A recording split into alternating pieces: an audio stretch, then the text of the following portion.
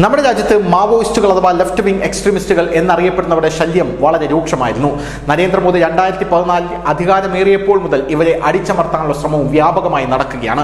ഈ മൂന്നാമത്തെ ടേമിലും അത് നടക്കുന്നുണ്ട് എന്നുള്ളതാണ് ഒരു വസ്തുത. അപ്പോൾ നിങ്ങൾ ചോദിക്കും, ആദ്യത്തെ ടേമിൽ കയറിയപ്പോൾ യാതൊന്നും തന്നെ സംഭവിച്ചില്ലേ എന്ന്. പലതും സംഭവിച്ചു.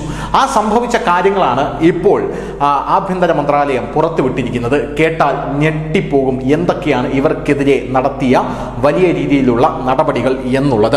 യഥാർത്ഥത്തിൽ മാവോയിസ്റ്റുകളുടെ ഒരു വിളനിലം എന്ന് പറയുന്നത് ഛത്തീസ്ഗഡ് എന്ന് പറയുന്ന സംസ്ഥാനമാണ്. ഇവിടെ ഇപ്പോൾ BJP ആണ് ഭരിക്കുന്നത്.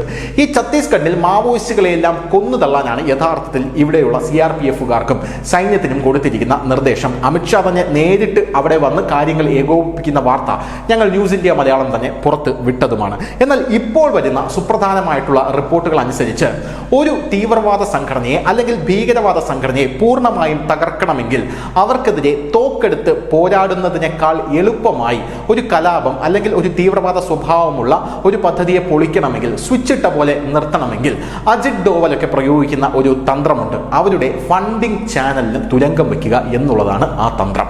ഫണ്ടിംഗ് ചാനൽ എന്ന് പറഞ്ഞു കഴിഞ്ഞാൽ സാമ്പത്തികമായി ഇവർക്ക് പൈസ വരുന്ന അല്ലെങ്കിൽ ഇവരുടെ സാമ്പത്തിക സ്രോതസ് തകർക്കുക.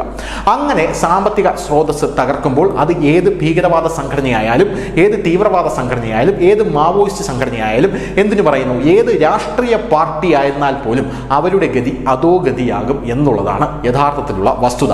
അങ്ങനെ മാവോയിസ്റ്റ് ഫണ്ടിംഗ് ചാനലുകൾക്ക് തുരങ്കം വച്ച ആ ഒരു കഥയാണ് ഇപ്പോൾ ആഭ്യന്തര മന്ത്രാലയം പുറത്തുവിട്ടിരിക്കുന്നത്. നമുക്കറിയാം, ഈ മാവോയിസ്റ്റുകളെല്ലാം ശ്വാസം മുട്ടിക്കുന്ന ഒരു നടപടിയാണ് ഇപ്പോൾ എടുത്തിരിക്കുന്നത്. 98 കോടി രൂപയാണ് ഈ ഇടതുപക്ഷ തീവ്രവാദികളിൽ നിന്നും ഇപ്പോൾ കണ്ടുകെട്ടിയിരിക്കുന്നത് നമ്മുടെ രാജ്യം, അല്ലെങ്കിൽ പിടിച്ചെടുത്തിരിക്കുന്നത് നമ്മുടെ രാജ്യം എന്നുള്ളതാണ് ഇപ്പോൾ നമുക്ക് മനസ്സിലാക്കാവുന്ന ഒരു കാര്യം എന്ന് പറയുന്നത്. 98 കോടി രൂപ എന്ന് പറയുമ്പോൾ, ഈ മാവോയിസ്റ്റുകളുടെ കയ്യിൽ നിന്ന് അത് പിടിച്ചെടുത്തിരിക്കുന്നു എന്ന് പറയുമ്പോൾ അത് മാവോയിസ്റ്റുകളെ സംബന്ധിച്ച് വളരെ വലിയൊരു തുകയാണ് എന്ന് പറയാതിരിക്കാൻ നിർവാഹമില്ല. ഇതിൽ സംസ്ഥാനങ്ങൾ പിടിച്ചെടുത്തത് 22 കോടിയും എൻഫോഴ്സ്മെന്റ് ഡയറക്ടറേറ്റ് പിടിച്ചെടുത്തത് 11 കോടി രൂപയുമാണ് എന്നുള്ള റിപ്പോർട്ടുകൾ പുറത്തു വരുന്നു. ഇനി ഈ മാവോയിസ്റ്റുകൾ 2014 മുതൽ ഇവരെ അടിച്ചമർത്താൻ തുടങ്ങിയതിലെ പുരോഗതി എത്രത്തോളമാണെന്ന് ആഭ്യന്തര മന്ത്രാലയം പറയുന്നു. അതായത് LWA ലെഫ്റ്റ് വിംഗ് എക്സ്ട്രീമിസ്റ്റുകളുടെ സ്വാധീനമുള്ള പ്രദേശം 18,000 കിലോമീറ്റർ ആയിരുന്നു ഛത്തീസ്ഗഡിൽ. എന്നാൽ ഈ വർഷം, അതായത് നമ്മളിപ്പോൾ ഈ വാർത്ത എടുക്കുന്ന ഈ നിമിഷം, അത് 8,500 കിലോമീറ്ററായി ചുരുങ്ങിയിരിക്കുകയാണ് എന്നുള്ളതാണ് വസ്തുത. നിങ്ങൾ വിചാരിക്കുന്നത് പോലെ ഒരു ദിവസം കൊണ്ടൊന്നും തന്നെ മാവോയിസ്റ്റുകളെ അടിച്ചമർത്താൻ സാധിക്കുകയില്ല. അവർ കൃത്യമായിട്ട് അവർക്ക് ഫണ്ട് വരുന്ന അവരുടെ വഴികൾ കണ്ടെത്തണം, ആയുധങ്ങൾ വരുന്ന വഴികൾ കണ്ടെത്തണം, അവർക്കുള്ളിലെ ചാരന്മാരെ ചികഞ്ഞ് കണ്ടുപിടിക്കണം. ഇനി മാവോയിസ്റ്റുകളെ കൊന്നൊടുക്കാമെന്ന് വെച്ച് കഴിഞ്ഞാൽ അവർക്ക് കീഴടങ്ങാനുള്ള ഒരു അവസരം കൂടെ നമ്മൾ നൽകുകയും വേണം. അവർ കീഴടങ്ങാതെയും അവരുടെ പ്രവർത്തനങ്ങളുമായിട്ട് മുന്നോട്ട് പോകുന്നെങ്കിൽ മാത്രം നമുക്കവരെ വധിക്കാനുള്ള ആ ഒരു നീക്കം നടത്താവുന്നതാണ്. ഇപ്പോൾ ഛത്തീസ്ഗഡും മഹാരാഷ്ട്രയും പോലുള്ള സമീപ സംസ്ഥാനങ്ങളുടെ അതിർത്തി പ്രദേശങ്ങളിലും വ്യാപിച്ചു കിടക്കുന്ന 5-6 ജില്ലകളിലടക്കം ഈ മാവോയിസ്റ്റ് ശല്യം വളരെ രൂക്ഷമായിരുന്നു. എന്നാൽ അവരെല്ലാം തന്നെ ഇപ്പോൾ പൂർണ്ണമായി അടങ്ങിയിട്ടുണ്ട്. 2026 സമ്പൂർണ്ണ മാവോയിസ്റ്റ് ഒരു മുക്ത സംസ്ഥാനമായി മാറും നോർത്ത് ഇന്ത്യയിലെ പല സംസ്ഥാനങ്ങളും എന്നുമാണ് നമുക്ക് മനസ്സിലാക്കാൻ സാധിക്കുന്നത്. പോരാത്തതിന് നമ്മളിപ്പോൾ സംസാരിക്കുന്ന ഈ 2024 കഴിഞ്ഞ 4 വർഷത്തിനിടെ ഇവർക്കിടയിൽ എടുത്ത നടപടികൾ എന്തൊക്കെയാണെന്ന് നോക്കാം. 287 നക്സലുകളെ നിർവീര്യമാക്കിയിട്ടുണ്ട്.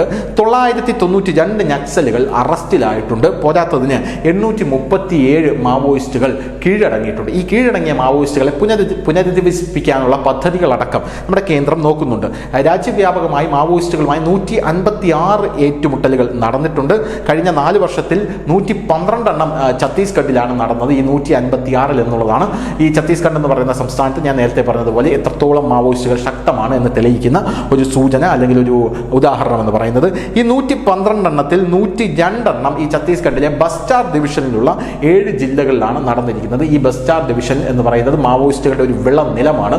ഈ ബസ്റ്റാർ ഡിവിഷനിലാണ് അമിത്ഷാ നേരിട്ടിറങ്ങി കാര്യങ്ങൾ ഏകോപിപ്പിക്കാനായിട്ടും എത്തിയത് എന്നുള്ളതാണ് വേറൊരു പ്രധാനപ്പെട്ട കാര്യം എന്ന് പറയുന്നത്. നമ്മുടെ രാജ്യം 2026 എന്തായാലും മാവോയിസ്റ്റ് മുക്തമാകും എന്നാണ് അമിത്ഷായുടെ ഉറപ്പ്. News desk, news India Malayalam.